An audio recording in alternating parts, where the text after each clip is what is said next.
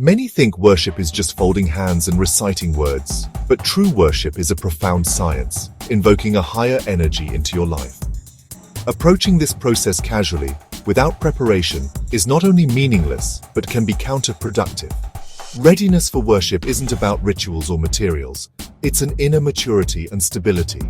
If your mind is chaotic and your heart anxious, what quality can your devotion have? True worship demands inner coherence, a focused, willing participant, not a distracted mind. The first step isn't running to a temple, but turning inward and assessing your own state. Are you a stable platform for offering, or a whirlwind of compulsions? In yogic traditions, inner work, sadhana, is emphasized for this reason. Cleanse your system, bring balance and stillness to body and mind. Without this, rituals are empty gestures, like dialing a number with shaking hands. You never make the connection. Only when you establish stability and integrity within can you approach the altar.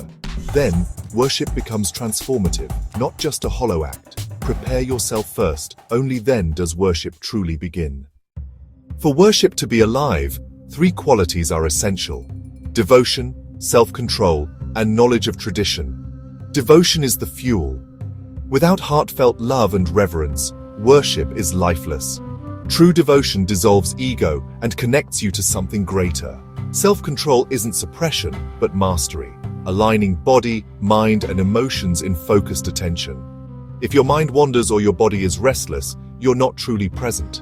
Discipline is cultivated through practice, allowing you to hold the energy worship generates. Knowledge of tradition is vital. Rituals and mantras are precise tools, not arbitrary acts. Using them without understanding is like a child with a surgeon's scalpel. Learn the meaning behind each step. Intelligent participation deepens your involvement. Devotion motivates discipline. Discipline deepens knowledge, and knowledge guides devotion. Together, they create a powerful foundation, making you a fit instrument for the divine. Without this, worship remains superficial, never reaching true depth. Cultivate all 3 for worship to become a living, transformative process. The greatest danger in spiritual practice is letting it become a dead routine.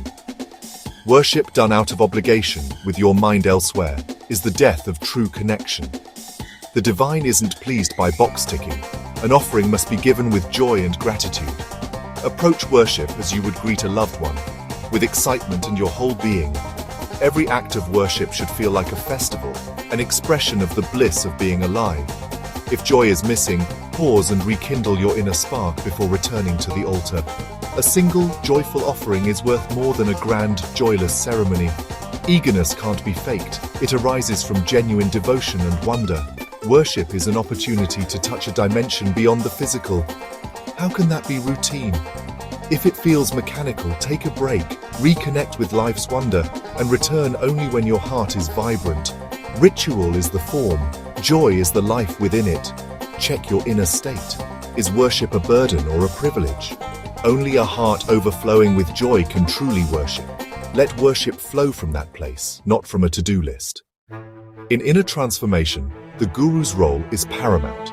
Not just a teacher, but a living doorway. The guru's guidance is essential.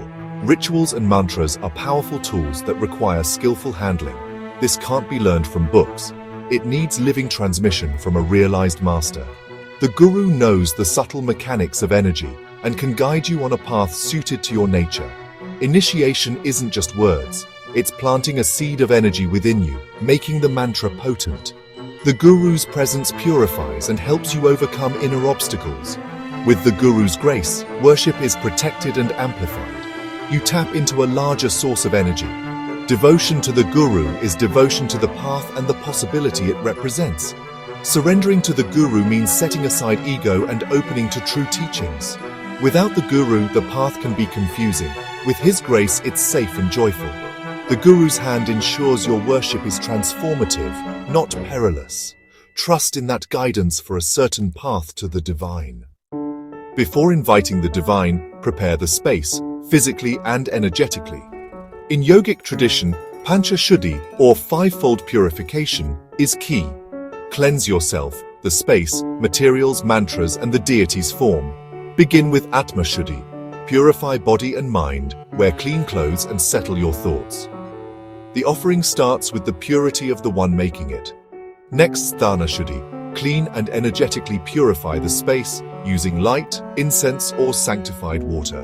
A dedicated, charged space supports your practice. Dravya Shuddhi, offer only the freshest, cleanest materials with reverence. Mantra Shuddhi, chant with correct pronunciation and pure intention, invoking specific energies. Finally, Deva Shuddhi, ritually cleanse and awaken the deity's form, making it a living presence. Each step creates an atmosphere receptive to subtle energies. Without thorough preparation, worship lacks potency. Purification is the foundation for true worship. Only then is the space ready for the divine. If the divine is formless, why use idols or yantras? Because the mind needs a form to focus devotion. Forms are tools, like a telephone, not the person, but the means to connect. Idols and yantras are carefully designed energetic structures, not random objects. A properly consecrated idol is a living energy form, not just stone or metal. Worship engages a live energy vortex, helping you access higher dimensions. Every detail matters: direction, mudras, offerings, and precise chanting. These aren't empty rules, but the operational manual for the science of worship. Careless or inattentive worship fails to invoke the energy. Mistakes can dissipate or disturb it. The deity isn't angered by mistakes. It's simply a matter of energetic physics. For cause to produce effect, worship must be precise and involved. Only then does the energetic connection happen, bringing fulfillment. True worship transforms your life when done with precision and devotion. Let your worship be conscious, attentive, and alive.